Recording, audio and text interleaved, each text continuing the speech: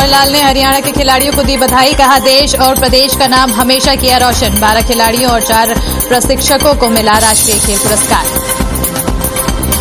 खेल मंत्री संदीप सिंह का कुश्ती अखाड़ों पर बयान। बंद किए जाएंगे अवैध रूप से चलाए जा रहे अखाड़े। महिला कुश्ती खिलाड़ी की हत्या के बाद सख्त हुई सरकार।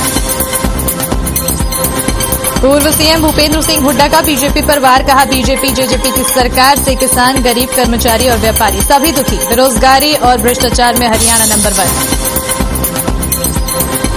फरीदाबाद में प्रदूषण का स्तर लगातार बढ़ रहा। AQI 400 के पार। लोगों की सरकार से प्रदूषण कम करने की मांग।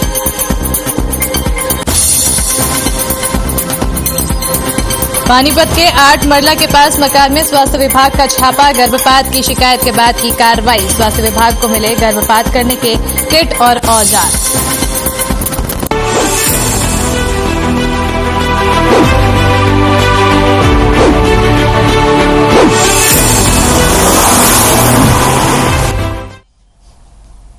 नमस्कार, बहुत स्वागत है आप सभी का हर खबर हरियाणा में। मैं आपके साथ अस्मिता दुबे और वक्त हो चला है कालका से समालखा का। चलिए खबरों की शुरुआत करते हैं, जहां हरियाणा के मुख्यमंत्री मनोहर लाल से उनके मीडिया सलाहकार अमित आर्य ने खेल और खिलाड़ियों को लेकर बातचीत की है। इस दौरान मुख्यमंत्री ने बड़ी बेबाकी के साथ उनके हर सवाल का जवाब दिया। मुख्यमंत्री मनोहर लाल ने राष्ट्रीय खेल पुरस्कार पाने वाले हरियाणा के खिलाड़ियों को बधाई दी। सीएम ने कहा कि कुल 64 में से 17 पुरस्कार हमारे राज्य के जीते हैं और हमारे खिलाड़ियों ने देश और प्रदेश का नाम अंतर्राष्ट्रीय स्तर पर हमेशा ऊंचा किया है। वहीं सीएम ने कहा कि अगली बार मेडल्स की संख्या को 2 गुना करने का लक्ष्य है। आपको बता दें कि हरियाणा के 12 खिलाड़ियों और 4 प्रशिक्षकों को राष्ट्रीय खेल पुरस्कार से नवाजा गया है। तो चलिए आपको सुनवाते हैं अमित आर्य और मुख्यमंत्री मनोहर लाल की एक खास बातचीत। राष्ट्रपति जी ने खिलाड़ियों को सम्मानित किया है और हरियाणा के नौजवान खिलाड़ियों ने जो हरियाणा का नाम रोशन किया है, उसको लेकर आपको कैसी फीलिंग हुई? देखिए, आज ये बहुत बड़ा खुशी का अवसर हमारे लिए, क्योंकि ओलंपिक में, पैरा ओलंपिक में जिस प्रकार हमारे खिलाड़ियों ने इतने मेडल लिए और वो भी एक खुशी का अवसर था, लेकिन आज तो वो खुशी डबल हो गई कि जब राष्ट्रपति जी ने राष्ट्रीय स्तर के ऊपर जो पुरस्कार थे, उसमें खास करके ध्यानचंद खेल रत्न पुरस्कार है, उसमें अर्जुन अवार्ड है, उसमें द्रोणाचार्य अवार्ड है और इसके अंदर ढेरों अवार्ड हमारे खिलाड़ियों को मिले हैं। और मैं कहता हूं कि कुल 64 में से 17 अवार्ड केवल हरियाणा के खिलाड़ियों को मिले हैं, जो 25 वर्ष से भी ऊपर बनता है। तो इस प्रकार की खुशी का दिन मैं समझता हूँ और भी हमें लगातार आता रहे। और मैं इस अवसर पर अपने जितने भी खेल प्रेमी, जितने भी हमारे खिलाड़ी हैं, जिन्होंने भी मेडल लिए हैं, जिनको भी पुरस्कार मिले हैं, उन सबको, उनके परिवार के लोगों को और हरियाणा की जनता को मैं बहुत बहुत बधाई और बहुत बहुत शुभकामनाएं देता हूँ।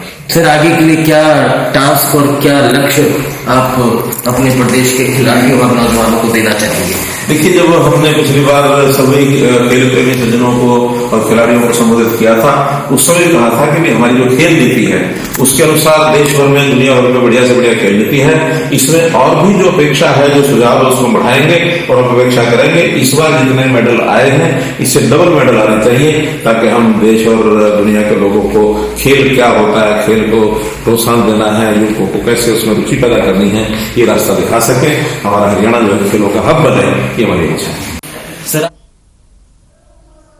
बढ़ते आगे, जहां अंबाला नगर निगम इन दिनों एक्शन मोड में नजर आ रहा है। प्रॉपर्टी टैक्स न देने वालों के खिलाफ नगर निगम ने अभियान चलाया है। इसी के चलते कई बिल्डिंग को नगर निगम की ओर से सील भी किया गया है। अंबाला नगर निगम और निजी होटल मालिक के बीच प्रॉपर्टी टैक्स को लेकर गलतफहमी हुई।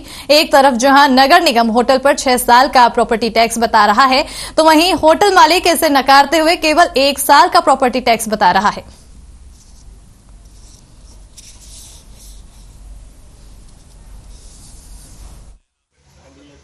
एक Rohit Jain versus state of Haryana का कोर्ट केस था, लोअर केस में। उसमें कुछ ऑर्डर्स हुए हैं और उन ऑर्डरों की हमने अपील की है। उस जो भी फैसला होगा हायर कोर्ट्स का, हम मानेंगे उसको। नहीं, ऐसा नहीं है। कोर्ट के सामने कुछ फैक्ट्स नहीं रखे गए। उसमें ये कहा गया कि पहले कभी नोटिस नहीं दिया गया है उनको 3 साल से पहले। कोर्ट ने उन नोटिस के भी आप पे ये कहा कि 3 साल से पहले कोई नोटिस नहीं दिया है, तो इसलिए इनसे 3 साल का रिकवर करना है। जी बिल्कुल।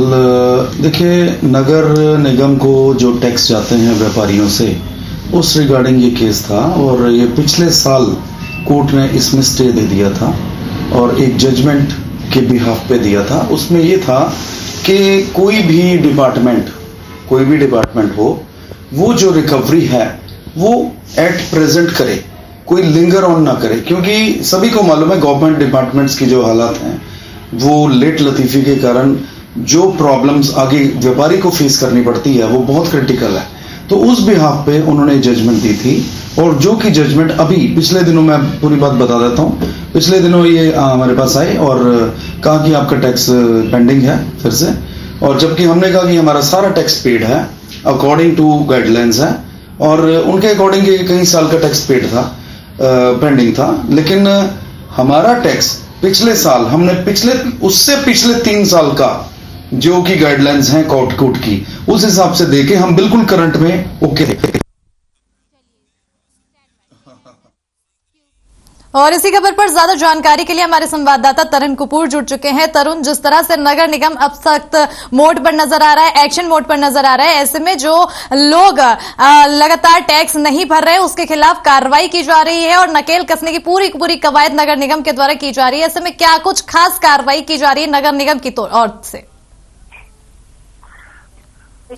देखिए, ऐसा है, नगर निगम का करोड़ों रुपया लोगों की तरफ बकाया है, जिसको लेकर नगर निगम ने अब कमर कस ली है।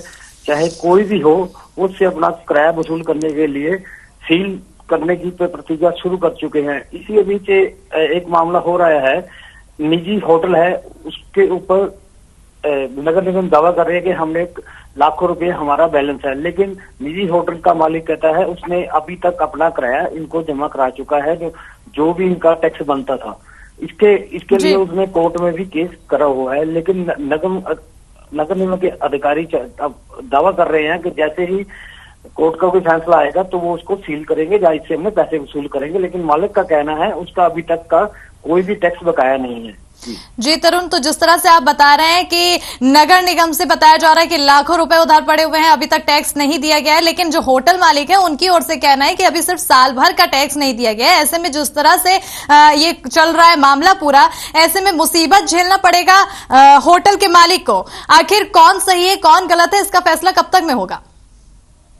देखिए, इसका मामला भी कोर्ट में विचाराधीन भी है, लेकिन मालिक द्वारा जब उन्होंने नोटिस दिया तो मालिक ने कहा कि मेरा केस कोर्ट के अंदर भी विचाराधीन है, वहां से जो फैसला आएगा वो हमें मंजूर है, लेकिन फिर भी नगर निगम के अधिकारी इसको मानने को तैयार नहीं हो रहे। और उसने कहा है कि मेरे पास सारे सबूत हैं जो मैंने आपको टैक्स आज तक पे किया है। अब देखिए वक्त बताएगा आने वाले टाइम में क्या फैसला होता है।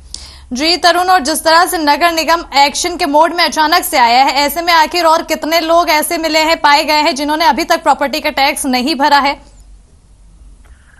देखा जाए तो यहाँ पे एक अंबाला के अंदर एक और मॉल है, उसके ऊपर भी काफी टैक्स बना हुआ है, लेकिन उसके भी यही क्या कहना है मालिक का कि हमने टैक्स इनको दे दिए गए हैं, लेकिन नगर निगम अब देखिए आने वाले समय में क्या कार्रवाई करते हैं। इसके ऊपर एक बैठक भी जल्द बुलाई गई है मेयर द्वारा।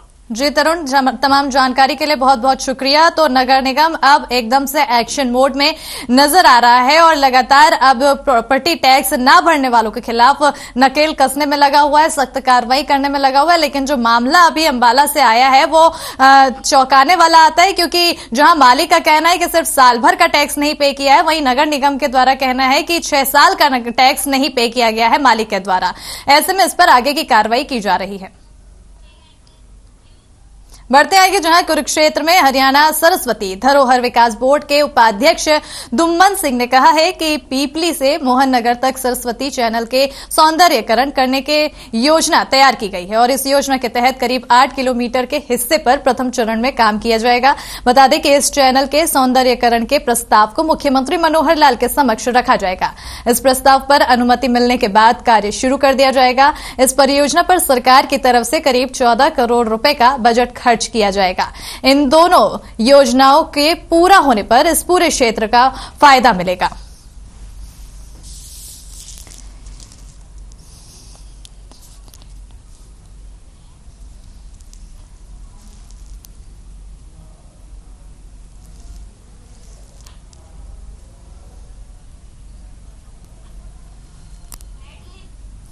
तो आपको बता दें कि कुरुक्षेत्र में हरियाणा सरस्वती धरोहर विकास बोर्ड के उपाध्यक्ष धुम्मन सिंह ने जानकारी दी है। उन्होंने कहा है कि पिपली से मोहन नगर तक सरस्वती चैनल के सौंदर्यीकरण करने की योजना तैयार की गई है और इस योजना के तहत बता दें कि 8 किलोमीटर के हिस्से पर प्रथम चरण में काम किया जाएगा। और इसी खबर पर हमारे साथ हमारे संवाददाता विनोद जुड़ चुके हैं। विनोद, सौंदर्यीकरण को लेकर योजना तैयार की गई है, आखिर क्या कुछ पूरा खाका तैयार है? इस पूरे योजना के तहत क्या कुछ पूरी तैयारी की जाएगी, क्या कुछ प्लान है इसके तहत? कि मैं आपको बताना चाहूंगा कि भारतीय संस्कृति के अनुसार 3 महत्वपूर्ण नदियां कही जाती है, गंगा, यमुना, सरस्वती जी। जबकि इसमें अगर मान लो कि परिवेश में देखा जाए तो धरती पर इसमें गंगा और यमुना तो बह रही है और विद्यमान है, जबकि सरस्वती नदी लुप्त हो चुकी है जी। ऐसे में सरस्वती बोर्ड बनाया गया है हरियाणा सरकार की ओर से। हरियाणा सरकार ये चाहती है कि जो सरस्वती नदी है वो धरातल पर आए और सरस्वती नदी को एक वार्षिक स्वरूप प्रदान किया जाए जी। इसी संदर्भ में आज जो उपाध्यक्ष है जो सरस्वती बोर्ड के दुम्मन सिंह किरमिच और वो पहुंचे और उन्होंने जहाँ क्योंकि कुरुक्षेत्र जो प्रमुख नदी जो सरस्वती से नदी है वो कुरुक्षेत्र से होकर गुजरती है और ये यमुनानगर के पीछे से आदि बद्री से प्रारंभ होती है। ऐसे में जो सरस्वती नदी है इसको जहाँ धरातल पर लाने की बात की जा रही है वही इसका सौंदर्यीकरण की बात दुम्मन सिंह किरमिच ने आज कही।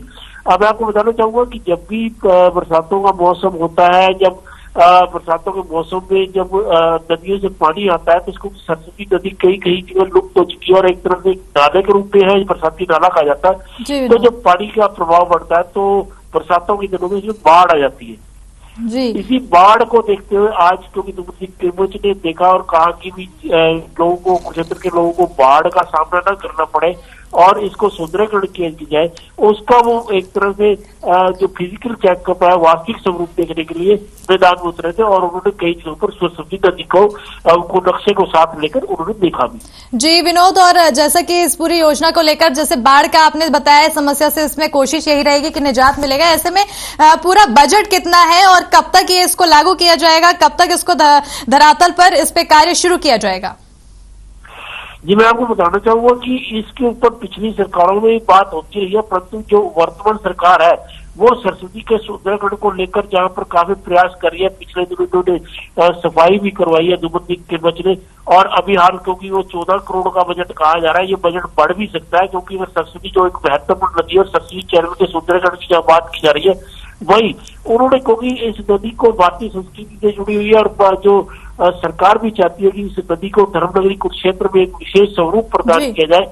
मैं आपको बताना चाहूंगा जीटी रोड पर सरस्वती नदी पर एक धरोहर के नाम से भी केंद्र स्थापित किया गया जहां नौकायान वगैरह की व्यवस्था की जा रही है। जी विनोद, बने रहिएगा हमारे साथ अगली खबर के लिए। तो अभी फिलहाल पिपली में मोहन नगर तक सरस्वती चैनल का लेकर योजना बनाई जा रही जिसमें 14 करोड़ का बजट बताया जा रहा है और इसी के साथ ही आपको बता दें कि इस पर प्रस्ताव सीएम मनोहर लाल के सामने रखा जाएगा। बढ़ते आगे, जहां नशे के विरोध में जब आमजन उतरते हैं तो प्रशासन और पुलिस को भी सतर्क होना पड़ता है। ऐसा ही कुछ धर्मनगरी कुरुक्षेत्र में हुआ है। नशे का कहर और जहर आज पूरे प्रदेश भर में फैलता जा रहा है। कभी धर्मनगरी के नाम से जाने वाला कुरुक्षेत्र आज धीरे धीरे नशे की दलदल में धंसता जा रहा है। बीते दिन वायरल हुई वीडियो के बाद मोहल्ले के लोग आगे और मोहल्ले के निवासी आरोपी व्यक्ति के घर के बाहर लोगों ने प्रदर्शन किया है। मौके पर पुलिस भी मौजूद रही। वहीं पुलिस अधिकारी प्रेमचंद का कहना है कि फिलहाल आरोपियों की तलाश की जाएगी और नियमानुसार कार्रवाई अमल में लाई जाएगी।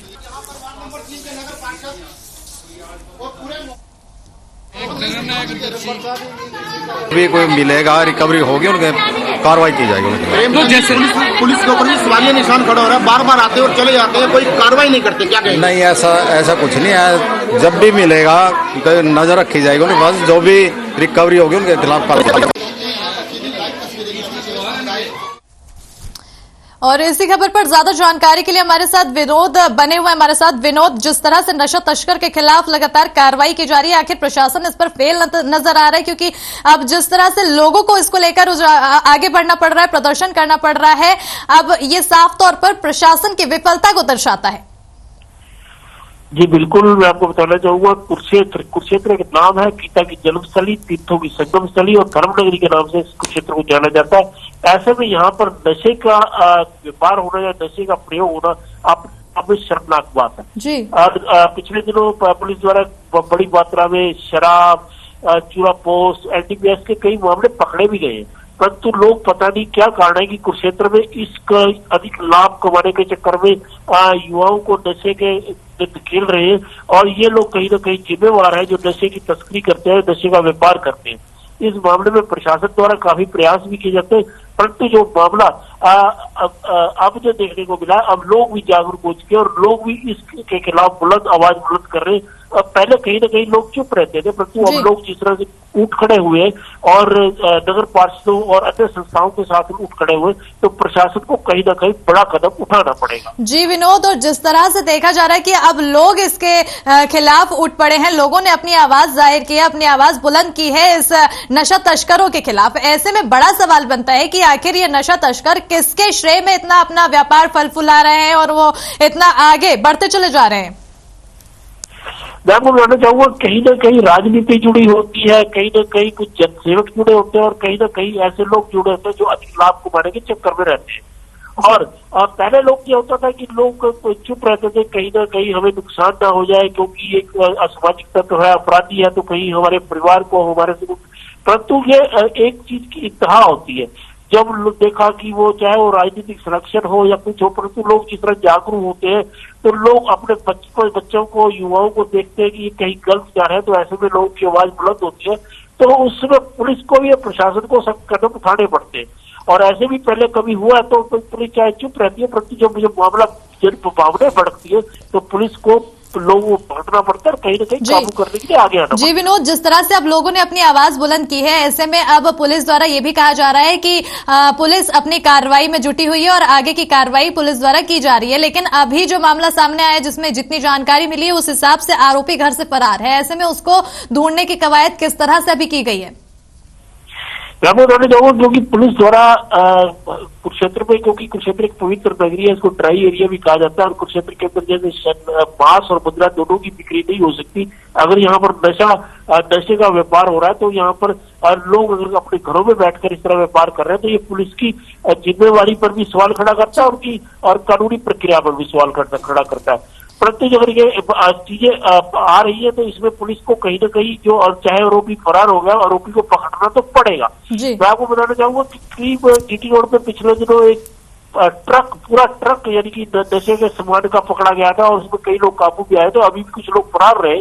तो पुलिस को कहीं ना कहीं मजबूर होकर ऐसे आरोपियों को पकड़ना पड़ेगा, और क्योंकि जो चीज कानून के दायरे में आ जाती है तो उसमें पुलिस को कार्रवाई करनी पड़ेगी। जी विनोद, तमाम जानकारी के लिए बहुत बहुत शुक्रिया। तो अब नशा तस्कर के खिलाफ लोगों ने भी अपनी आवाज बुलंद कर दी है, पुलिस लगातार धरपकड़ करती रहती है और ऐसे में जब पुलिस के भी धरपकड़ के से नशा तस्कर नहीं खौफ में आते हैं तो अब लोगों ने अपनी आवाज बुलंद करना शुरू किया और प्रदर्शन करना शुरू कर दिया है। अंबाला कैंट सिविल अस्पताल में अब शत विक्षत शवों के पोस्टमार्टम हो सकेंगे। दरअसल इससे पहले आसपास के जिलों के मेडिकल कॉलेज में शव भेजने पड़ते थे, क्योंकि अंबाला में ये फैसिलिटी मौजूद नहीं थी, जिसके चलते पुलिस को भी दिक्कतों का सामना करना पड़ता था।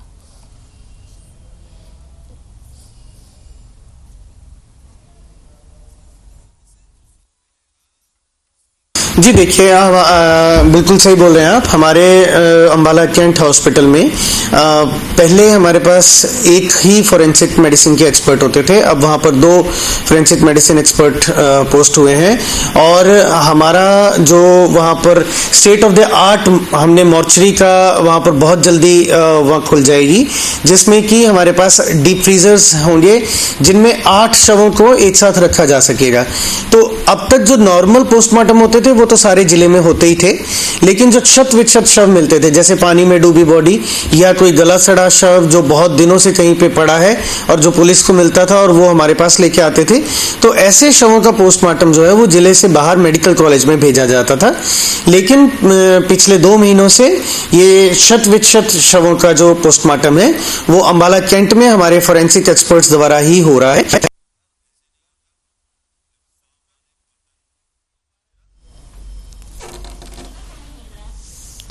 तो अंबाला कैंट में सिविल अस्पताल में अब शतविक्षत शवों का पोस्टमार्टम हो सकेगा। आपको बता दें कि पहले ये सुविधा नहीं थी, लेकिन अब ये सुविधा शुरू कर दी गई है। अब क्या कुछ खास फैसिलिटी मौजूद कराई गई है, ऐसे में ये सवाल बनता है, क्योंकि पुलिस को इन सब से काफी दिक्कतों का सामना करना पड़ता था। क्योंकि आपको बता दें कि पहले जब किसी भी तरह के शवों के मिलने की बात आती थी तो पुलिस को, आपको बता दें कि मेडिकल कॉलेज में भेजना पड़ता था शव को। ऐसे में पुलिस को काफी दिक्कतों का सामना करना पड़ता था। और इसी खबर पर ज्यादा जानकारी के लिए हमारे संवाददाता तरुण कपूर जुड़ चुके हैं। तरुण, अब अंबाला के सिविल अस्पताल में पोस्टमार्टम की सुविधा दे दी गई है, ऐसे में क्या कुछ खास सुविधाएं प्रदान की गई है? क्योंकि पहले जो दिक्कतों का सामना करना पड़ता था, क्या उससे अब पुलिस को काफी राहत का सामना करना पड़ेगा, राहत महसूस होगी? ऐसे में क्या कुछ सुविधा मिली है? ऐसा था, जब पहले कोई भी ऐसी डेड बॉडी आती थी उसको रोहतक में भेजना पड़ता था, जिससे बिस्तर आता था उसको वहां भेजना था। उसके अंदर काफी दिन लग जाते थे केस को सॉल्व करने के लिए। अंबाला ने पहल की है कि अंबाला के अंदर ऐसे पोस्टमार्टम उसी वक्त हो जाएंगे और तुरंत ही तो पुलिस को इसमें काफी मदद मिलेगी। के साथ ही साथ उनको पता लग जाएगा भी ये बिस्तर में क्या चाहिए था। जी तरुण, तो कहीं ना कहीं कहा जा रहा है कि जो समय वो पहले खर्च होता था वो समय अब बच सकेगा, और ऐसे में जो दिक्कतों का सामना करना पड़ता था उससे थोड़ा ना कहीं राहत मिली है। ऐसे में जो वहां पे पुलिस को जिस तरह से दिक्कत होती थी, उनका क्या कहना है इस पर? पुलिस का कहना है कि आने जाने में जो दिक्कत होती थी, कोर्ट के अंदर चालान पेश करने में दिक्कत होती थी, दिशा जाता 2-3 महीने का वक्त लग जाता था केस को सॉल्व करने के लिए। अब ये सभी समस्याएं हल हो जाएंगी, तुरंत हमें वहां से इसकी जानकारी मिल जाएगी और आगे कार्रवाई हम कर सकेंगे। जी तरुण, और कब से ये सुविधा लागू कर दी जाएगी? मतलब लोगों को अब कब से इसका इस्तेमाल करने की अनुमति दी जाएगी? बहुत ही जल्द ये सुविधा लागू हो जाएगी। कुछ ही दिनों के अंदर सारा सामान हॉस्पिटल में आ चुका है, डॉक्टर तैनात कर दिए गए हैं इसके बारे के अंदर, और पुलिस को और मदद बहुत कुछ ही समय के अंदर ये चालू हो जाएगी हॉस्पिटल। तमाम जानकारी के लिए बहुत बहुत शुक्रिया तरुण। तो अब अंबाला के सिविल अस्पताल में पोस्टमार्टम हो सकेगा। ऐसे में अब लोगों को समस्याओं से निजात मिलेगा, और पुलिस को जिस तरह से समस्या होती थी, समय जाता था, जाया होता था, उससे अब निजात मिलेगा।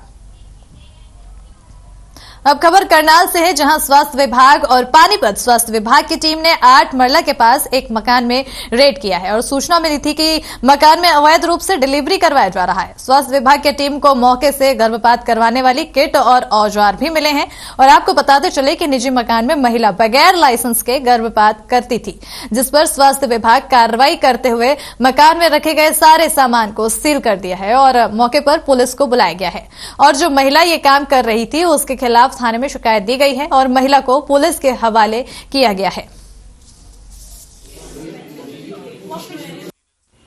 सुबह हमें इंफॉर्मेशन मिली करनाल की टीम से कि एक पानीपत में एक घर में ना, निजी घर में एक अनट्रेंड दाई और अनरजिस्टर्ड वो इस जगह पे डिलीवरियां करवाती है और अबॉर्शन करती है। तो मौके पे करनाल की टीम के साथ जब रेड की गई तो मौके से वहां पे डिलीवरी होने के सबूत मिले, कुछ जन्म प्रमाण पत्र मिले वहां पे जो पुरानी डिलीवरी कराई हुई थी, और इसके एमटीपी करने के औजार और दवाइयां मिली।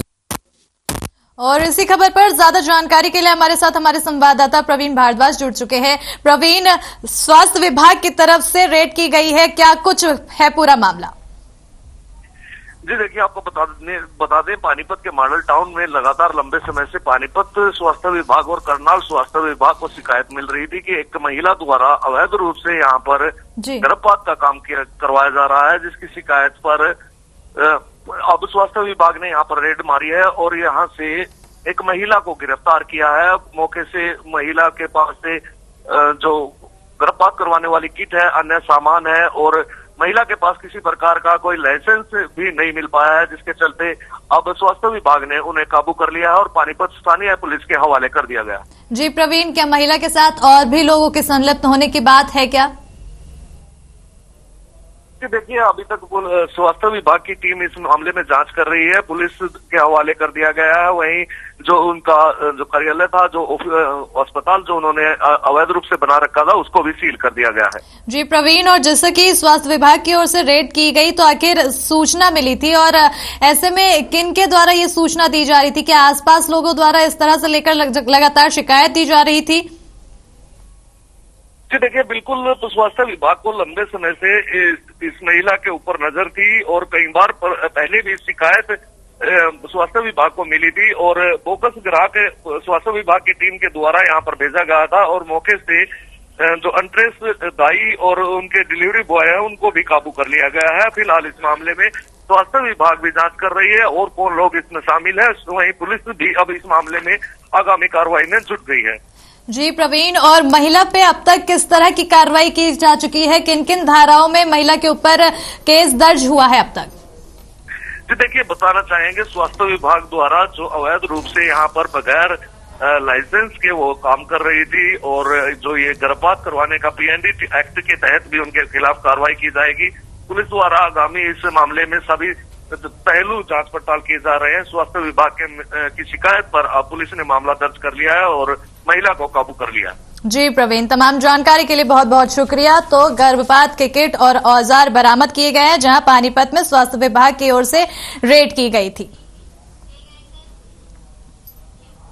बढ़ते हैं आगे, जहां पानीपत के भावना चौक पर दुकान में आग लगी है और आग लगने से दुकान में रखा लाखों का सामान जलकर राख हुआ है। फायर ब्रिगेड की गाड़ी ने आग पर काबू पाया है। हादसे में सभी लोग बाल बाल बचे हैं। शॉर्ट सर्किट की वजह से ये आग लगी थी।